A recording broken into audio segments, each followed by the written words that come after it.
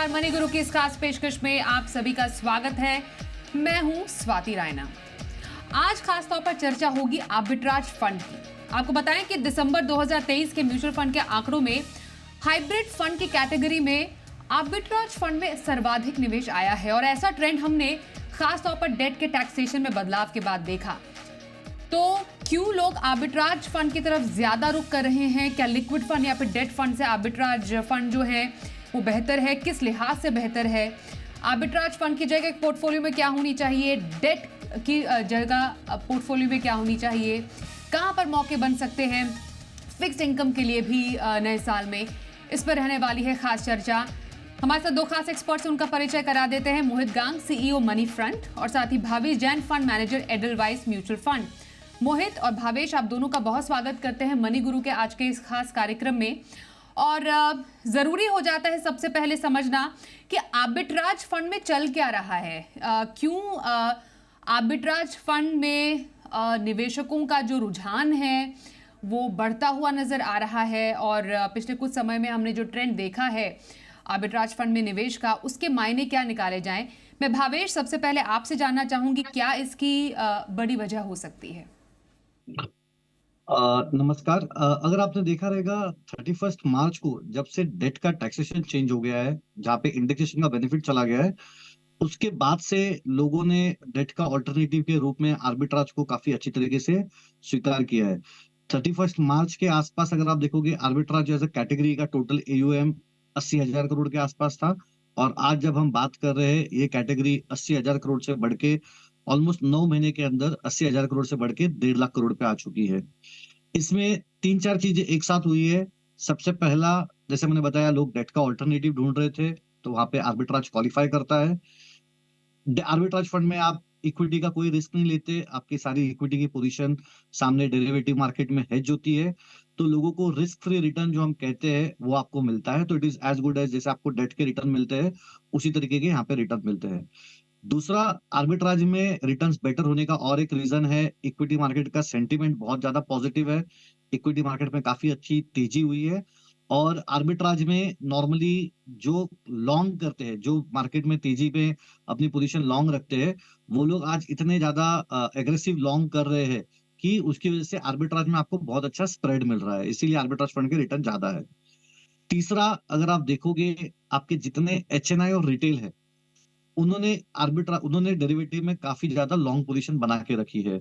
और जो आपके एचएनआई रिटेल क्लाइंट होते हैं जो डेरिवेटिव में लॉन्ग पोजीशन लेके बैठे हुए हैं, उनको अगर ये व्यू रहता है कि मुझे इस स्टॉक में 5%, 10%, 15% कमाने मिलने वाला है, तो आर्बिट्राज लोगों को 10, 15, 20 बेसिस पॉइंट ज्यादा रिटर्न कमाने दे देते हैं। क्योंकि अगर मुझे 10% कमाना है तो सामने वाले को 5-10 बेसिस पॉइंट एक्स्ट्रा देना है, मुझे फर्क नहीं पड़ता। और इसीलिए हमने देखा है कि एक और रीजन ये है, एचएनआई रिटेल की काफी ज्यादा लॉन्ग पोजीशन है मार्केट में, उसीलिए भी आर्बिट्राज फंड को काफी फायदा मिल रहा है। नॉर्मली हम हमेशा कहते थे कि आर्बिट्राज एक लिमिटेड अपॉर्चुनिटी प्रोडक्ट है। अगर हमारा एयूएम 1 लाख करोड़ के ऊपर, 1,20,000 करोड़ के ऊपर चला जाएगा तो आर्बिट्राज के रिटर्न्स कम होने लग जाएंगे, और उसी के साथ में रिडम्पशन स्टार्ट हो जाएगा। लेकिन आपको इसके साथ में ये देखना है, आर्बिट्राज फंड में काफी ज्यादा एयूएम आया है, बट उसके साथ में ही एक और जो इंपॉर्टेंट चीज जो आपको देखनी होगी वो है ओपन इंटरेस्ट। मार्केट में अगर आप देखोगे, पिछली बार जब मार्केट पीक हुआ था 2022 के स्टार्ट में, मार्केट में ओपन इंटरेस्ट जो मैक्सिमम गया था वो 1.5 लाख से 1,75,000 करोड़ गया था। लेकिन आज यही ओपन इंटरेस्ट मार्केट में 2,60,000 से 2,75,000 करोड़ चला गया है। तो जितना ज्यादा ओपन इंटरेस्ट होगा उतनी ज्यादा आर्बिट्राज फंड के लिए जगह बनेगी अच्छे रिटर्न देने के लिए। तो आज open interest life time high पे है, तो भले आपका आर्बिट्राज का यूं 1.5 लाख करोड़ हो गया है, बट सामने open interest almost 2.25 lakh crore के आसपास जा चुका है। तो ये एक और कारण है कि आर्बिट्राज के रिटर्न आपको बेटर मिल रहा है। बिल्कुल भावेश, आपने बहुत ही डिटेल में काफी अच्छे से बताया कि वजह क्या है आर्बिट्राज फंड में इस बढ़ते निवेश के ट्रेंड के पीछे।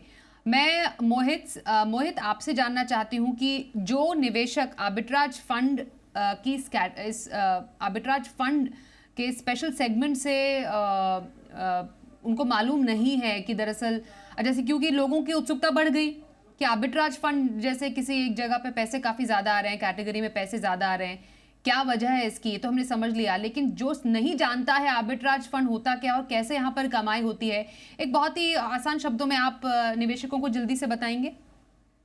जी, स्वाति। तो देखिए भावेश ने काफ़ी खूबसूरती से इसको बताया है कि आर्बिट्राज फंड में क्यों रुझान बढ़ रहा है। पर अगर हम आर्बिट्राज फंड को समझना चाहें, तो इसमें होता क्या है? इसमें 3 कंपोनेंट होते हैं। जो सबसे पहला और जो सबसे अहम कंपोनेंट होता है, वो ये कि जो फंड मैनेजर होता है यहाँ पर, वो स्पॉट मार्केट यानी कैश मार्केट और फ्यूचर्स मार्केट में किसी भी स्टॉक या इंडेक्स का जो डिफरेंस होता है प्राइस का, जो भी डिफरेंस चल रहा है स्पॉट और फ्यूचर्स में, उसको पूरी तरह से भुनाने की कोशिश करता है। तो अमूमन फंड मैनेजर जो स्ट्रैटेजी यहाँ पर डिप्लॉय करते हैं वो ये कि वो एक ही समय पर स्पॉट मार्केट में एक स्क्रिप्ट को या एक शेयर को खरीदेंगे और उसी समय पे उसी स्क्रिप्ट को फ्यूचर्स मार्केट में बेच देंगे। तो उसका जो प्राइस का डिफरेंस होता है, उस डिफरेंस को वो इमीडिएटली लॉक कर लेते हैं और वही आर्बिट्राज होता है। वो एक ही स्टॉक का जो आर्बिट्राज है, जो प्राइस का डिफरेंस है, उसे वो पूरी तरह से अपने ट्रेड में लॉक कर लेते हैं। तो जो सबसे बड़ा हिस्सा होता है किसी भी आर्बिट्राज फंड का, वो ये स्पॉट और फ्यूचर्स मार्केट के भाव का जो डिफरेंस होता है, उससे बनता है। दूसरा एक हिस्सा आर्बिट्राज फंड में होता है जहां पर फंड मैनेजर सामान्यतः डेट में निवेश करते हैं, यानी डेट सिक्योरिटीज में निवेश करते हैं। ये शॉर्ट टर्म डेट सिक्योरिटीज होती हैं। जो इसका जो कूपन होता है, ये इसका जो रनिंग यील्ड होता है, वो पोर्टफोलियो का दूसरा बड़ा हिस्सा होता है। और तीसरा जो कि थोड़ा कम प्रचलन में है और कभी कभार उसका यूज होता है कि ना सिर्फ फ्यूचर्स और स्पॉट मतलब स्पॉट और फ्यूचर मार्केट में, बट काफ़ी बार फंड मैनेजर्स कुछ पोजीशन कैश में भी लेते हैं। काफ़ी बार फंड मैनेजर्स 2 एक्सचेंजेस के बीच में जो भाव डिफरेंस होता है बीएसई और एनएसई में, उसको भी भुनाते हैं। और काफ़ी बार कुछ छोटी-मोटी लॉन्ग पोजीशंस होती हैं इक्विटी में, वो भी कभी-कभी देखने में आया है कि आर्बिट्राज में होती है। तो ये तीसरा छोटा-सा एक कंपोनेंट होता है, बट जो 2 अहम कंपोनेंट होते हैं, वो है फ्यूचर्स और स्पॉट मार्केट का डिफरेंस, और दूसरा जो डेट पोर्टफोलियो होता है, उसकी जो रनिंग यील्ड्स होती हैं, उसका एक कंपोनेंट। तो ये तीनों मिलकर आर्बिट्राज फंड का रिटर्न बनाते हैं। यहाँ पर निवेशकों को एक ही बात समझनी है कि उनके लिहाज से इसमें कोई रिस्क नहीं है, क्योंकि जो भी फ्यूचर्स और स्पॉट का ट्रेड होता है, वो एक साथ में किया जाता है और प्राइस को इमीडिएटली लॉक किया जाता है। तो सिर्फ डेट कंपोनेंट में के लिहाज से जो यील्ड ऊपर नीचे होती है वही हो सकती है, बट अन्यथा आर्बिट्राज का जो स्प्रेड होता है वो पूरी तरह से लॉक कर दिया जाता है फंड में। बिल्कुल। तो सिंप्लीफाई किया मोहित ने हमारे लिए कि क्या है आर्बिट्राज फंड। पर वाकई इतना सिंप्लीफाइड जब निवेश करने जाते हैं, मैं भावेश आपसे जानना चाहती हूँ कि जब कि एक निवेशक एक आर्बिट्राज फंड जैसे फंड को चूज करने जाता है, क्या उसको इतनी डिटेलिंग समझ में आती है? कैसे एक आर्बिट्राज फंड का चुनाव किया जाना चाहिए? देखिए, आर्बिट्राज फंड आज की तारीख में अभी काफ़ी पॉपुलर हो गए हैं। आप देखोगे 2014 के बाद से जब एनडीए गवर्नमेंट ने अपना पहला बजट अनाउंस किया था, जिसमें उन्होंने डेट का टैक्सेशन 1 साल से बढ़ा के 3 साल कर दिया था। वो पहला टाइम था जहाँ पे आर्बिट्राज जैसे कैटेगरी पॉपुलर होना स्टार्ट हुई। 2005 में पहला आर्बिट्राज फंड लॉन्च हुआ था, लेकिन 2005 से लेके 2014 टोटल कैटेगरी सिर्फ 5,000 करोड़ थी। जैसे ही एनडीए गवर्नमेंट ने डेट का टैक्सेशन चेंज किया, 5,000 करोड़ से बढ़ के कैटेगरी ऑलमोस्ट 1 लाख करोड़ चली गई। और अब जब इंडेक्सेशन का बेनिफिट पूरी तरीके से हटा दिया गया है, ये कैटेगरी ऑलमोस्ट 80,000 करोड़ से बढ़ के अभी 1,50,000 करोड़ पे आ गई। अब इसको सिलेक्ट करना काफी सिंपल है। जैसे आप डेट के फंड सिलेक्ट करते हो, जिसमें पोर्टफोलियो का क्रेडिट क्वालिटी और रिटर्न्स, यही 2 क्राइटेरिया होते हैं फंड सिलेक्ट करने के। तो हम लोग हमेशा 2 चीजों पे एम्फसाइज करते हैं। जैसा मोहित जी ने आपको बताया, इक्विटी तो पूरी तरीके से हेज होता है। आपको इक्विटी मार्केट ऊपर जाए नीचे जाए आपको कोई फर्क नहीं पड़ता, क्योंकि आपने सेम टाइम पे इक्विटी में स्टॉक खरीदा है और सामने फ्यूचर में बेचा है। तो इक्विटी मार्केट का रिस्क आपका पूरी तरीके से हेज है। लेकिन डेट का पोर्टफोलियो काफी इंपॉर्टेंट हो जाता है। कुछ फंड मैनेजर्स अपने रिटर्न्स को बढ़ाने के लिए डेट में या तो कोई क्रेडिट कॉल ले लेते हैं या तो कोई ड्यूरेशन का कॉल ले लेते हैं, और उसके चलते आपके पोर्टफोलियो में अनवांटेड वोलेटिलिटी आ जाती है। तो आप किसी भी आर्बिट्राज फंड को जब सिलेक्ट करते हो, सबसे पहले आप उनका डेट का पोर्टफोलियो देखिए। जैसे हमारे फंड में हमारी स्ट्रैटेजी काफी क्लियर है। हम सारा पैसा सिर्फ और सिर्फ ट्रिपल ए रेटेड पोर्टफोलियो में लगाते हैं। हम डबल ए प्लस पे भी नहीं जाते। लेकिन कुछ ऐसे फंड भी है मार्केट में जो सिंगल ए में भी जाते हैं, बी रेटेड पेपर में भी जाते हैं। तो आपको वो काफी क्लोजली मॉनिटर करना होता है। दूसरा, जैसे मैंने बताया, आर्बिट्राज कोई रॉकेट साइंस प्रोडक्ट नहीं है। आप इक्विटी में खरीदते हो, फ्यूचर में बेच देते हो, आपका लॉक इन स्प्रेड लॉक हो जाता है। तो इसलिए आपके परफॉर्मेंस में कंसिस्टेंसी होनी चाहिए।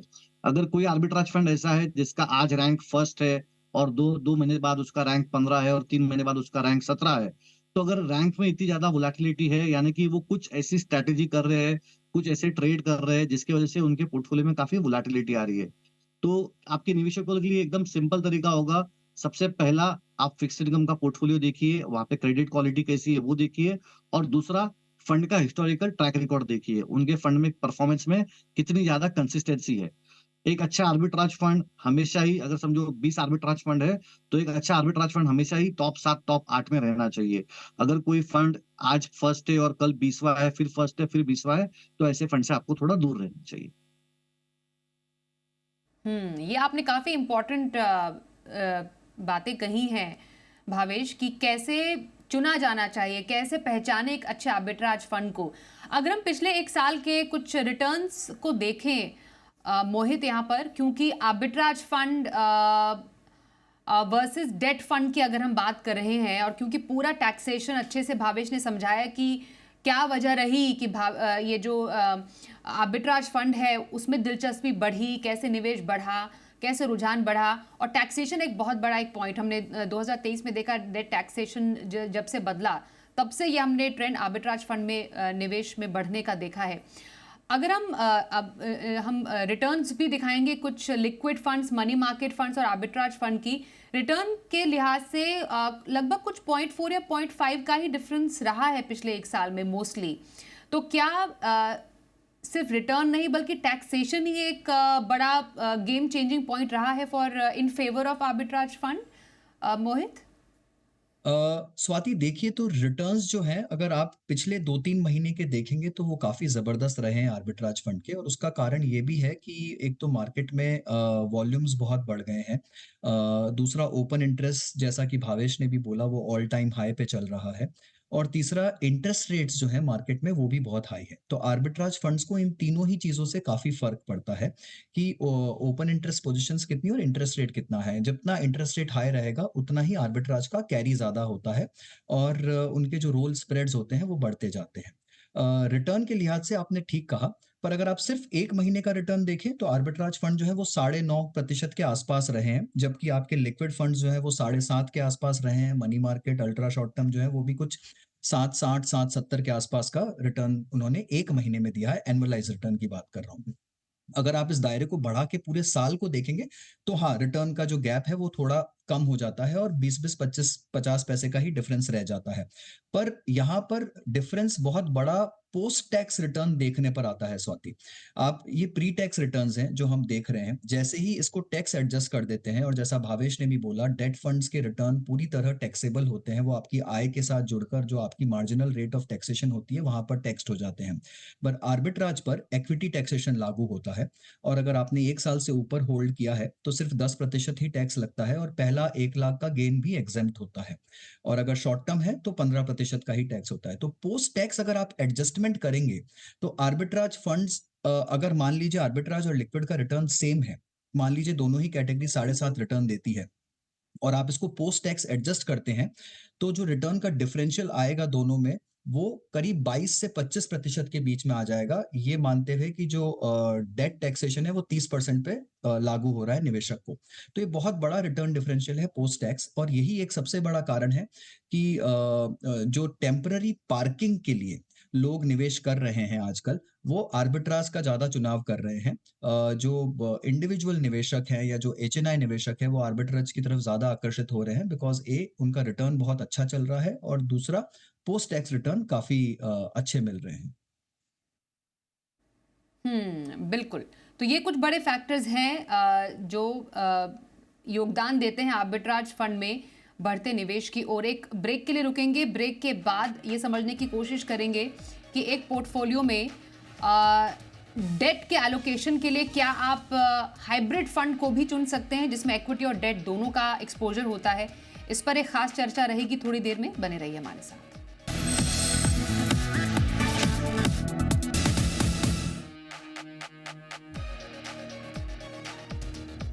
आज हमारे शो में खास एक्सपर्ट्स हैं Mohit Gang, CEO MoneyFront, और Bhavesh Jain, fund manager advice mutual fund. Bhavesh, मैं एक बात आपसे समझना चाहूंगी पोर्टफोलियो में, बिकॉज अब जब हम 2024 में अगर हम पूरी डेट कैटेगरी की बात करें तो काफ़ी इंपॉर्टेंट इवेंट्स आने वाले हैं, क्योंकि मोस्ट लाइकली रेट कट्स हम देखेंगे कुछ महीनों के बाद।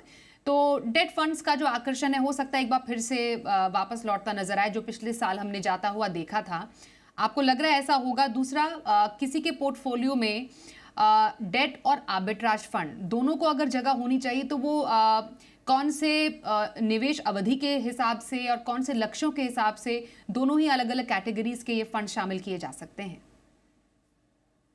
देखिए, अगर हमारा खुद का अनुमान है कि अगले 3-4 महीने तक तो आपको रेट कट नहीं मिलेंगे, लेकिन हो सकता है सेकंड हाफ में 2024 के आपको रेट कट देखने मिल जाए।